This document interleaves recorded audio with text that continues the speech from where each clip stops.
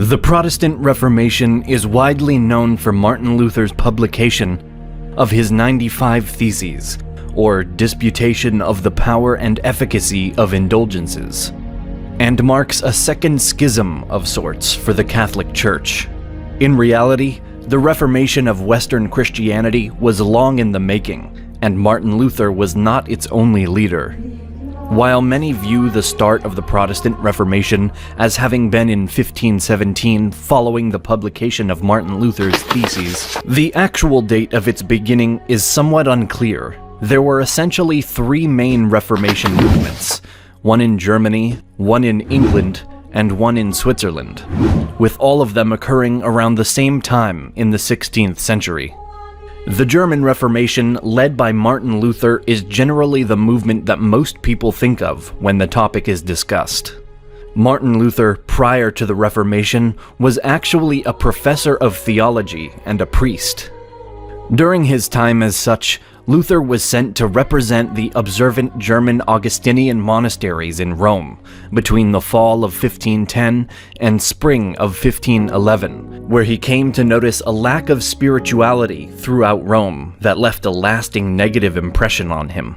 This pessimistic view of the church only worsened after Luther discovered a Dominican friar, Johann Tetzel, who preached that sins could be forgiven by the purchase of a letter of indulgence approved by the Pope, allowing for one's soul to skip time in purgatory before entering heaven.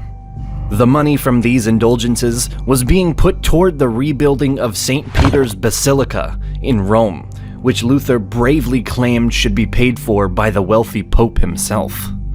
In response to this indulgence controversy, Luther wrote his 95 Theses, which was supposed to inspire a debate about the issuance of indulgences, with the assumption that his concerns would be heard and understood. Copies of the propositions were sent out to a few friends, and to Archbishop Albert of Mainz, who was Tetzel's superior, accompanied by a request for the friar's preachings to be stopped. Luther's grievances were not met with the reaction he anticipated, and his disapproval of the church began to expand into growing theological disagreements. By 1518, Luther had come to believe that the view of the church, which stated that salvation came from both the grace of God, in addition to good works and human actions to earn reconciliation, was utterly false, and that humans were unable to earn salvation. It was simply an act of God's forgiving grace. Furthermore, Luther came to the conclusion that the Bible itself should be viewed as the only reliable source of information and authority, as opposed to the teachings of the Church and the Pope having that role. Since the printing press had recently been discovered, this gave Luther a vast advantage, as new translations of the Bible could now be printed and provided to anyone with the ability to read, so that they could learn from the Bible themselves instead of relying on priests and other clergy members. In Switzerland, a Reformation paralleling Luther's began around 1522 under the guidance of Huldrych Zwingli, William Farel, and later John Calvin. Zwingli, a priest, taught similar ideas to what Martin Luther was preaching in Germany, but on an even more radical level. Beginning in Zurich, Zwingli's movement quickly took a stronghold in the city, and by 1526, Farel, a fellow reformer, began to assist him in spreading the message to the French-speaking parts of Switzerland, giving sermons in different cities, including Geneva. In 1536, Farel met John Calvin, who authored the Institutes of the Christian Religion Doctrine, and would help Farel to organize the Reformed Church of Geneva. Additionally, Martin Luther was not the only reformer to translate the Bible into vernacular for the masses to read themselves, as the Swiss did the same. The Reformation also spread rapidly in Switzerland, and Calvin's work reached as far as Scotland to the west and Transylvania to the east. As both Calvinism and Lutheranism gained traction throughout Europe, England fell into its own Reformation. In the far west, King Henry VIII prompted the Third Simultaneous Reformation for both religious and political reasons. Mainly, the monarch was outraged by Pope Clement VII's denial of an annulment for Henry's marriage to Catherine of Aragon. In 1534, the English king declared that he should from then on be the only final authority on all matters within the English Church, thereby establishing the Anglican Church and the start of a new Reformation movement. King Henry also insisted that the Bible be made available for the people, demanding that every parish obtain a copy, and additionally requiring that liturgy be prepared in English. Paralleling Henry's changes, Scotland also joined the reforms thanks to the inspiration John Knox received from John Calvin back in Switzerland. Knox now formed the Presbyterian branch of Protestantism. Eventually, though shamefully late, the Catholic Church formulated a systematic response to the growing Protestant Reformation, in the form of what is simply called the Counter-Reformation. Although some steps were taken to address the reformers earlier on, such as the excommunication of Martin Luther back in 1521, the Catholic Church as a whole failed to do much at the start. The first major move taken by the Church was under Pope Paul III, who called for the Council of Trent in 1545. The three-part series of councils held between 1545 through 1563 not only addressed the challenging of Catholic doctrine by the Protestants, but also established decrees of self-reform. In the first council, the bishops in attendance were divided as to whether full-out reform was needed or simply a clarification of Catholic doctrine. Many issues were discussed, such as the Creed of Nicaea and Constantinople, which was confirmed as the foundation of the Catholic faith.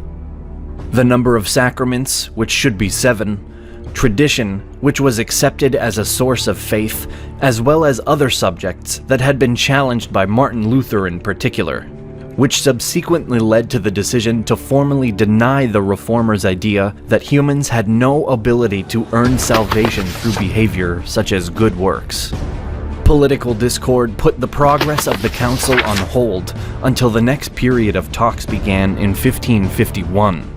As the second part started, a growing number of Protestants, mainly from Germany, began to insist upon a re-evaluation of what had been decided upon by the council back in 1545.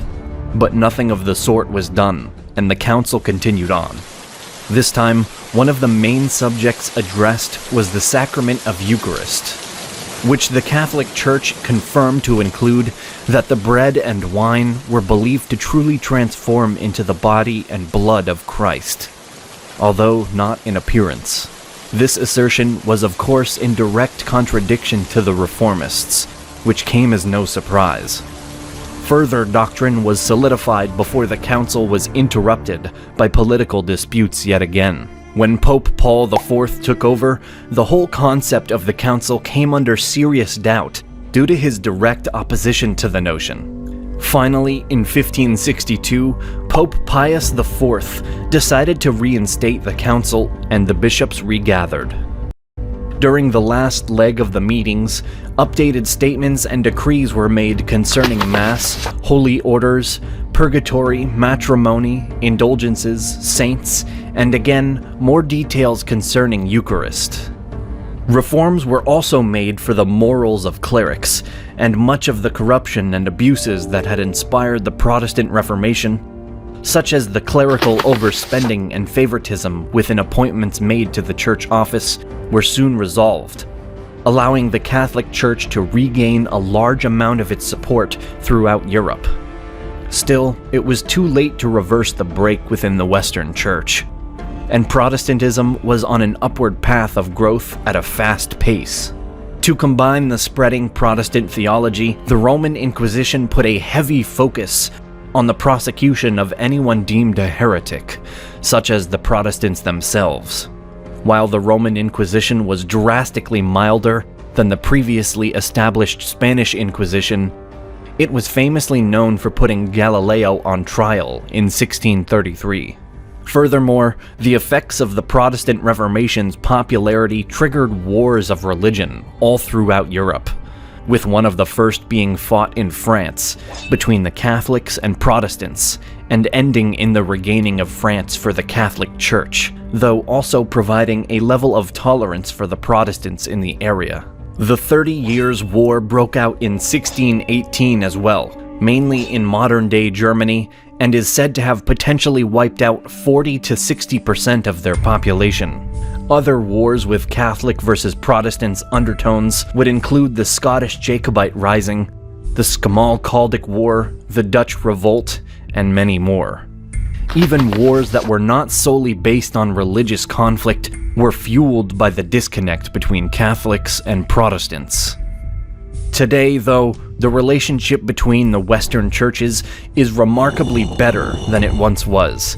There is still a sharply clear schism between the beliefs of Protestants and Catholics, and some disputes and even violence have only recently died down, or still remain today in small pockets of the world.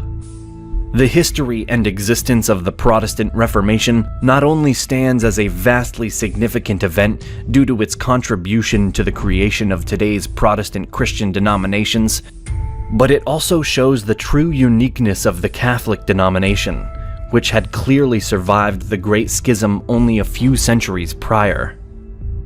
Now, around the world, we have thousands of smaller Christian branches or denominations, divided mostly into the Catholic, Orthodox, Protestant, Anglican, Assyrian, and Restoration denominations. Undoubtedly, the Protestant Reformation more than helped to shape modern Christianity.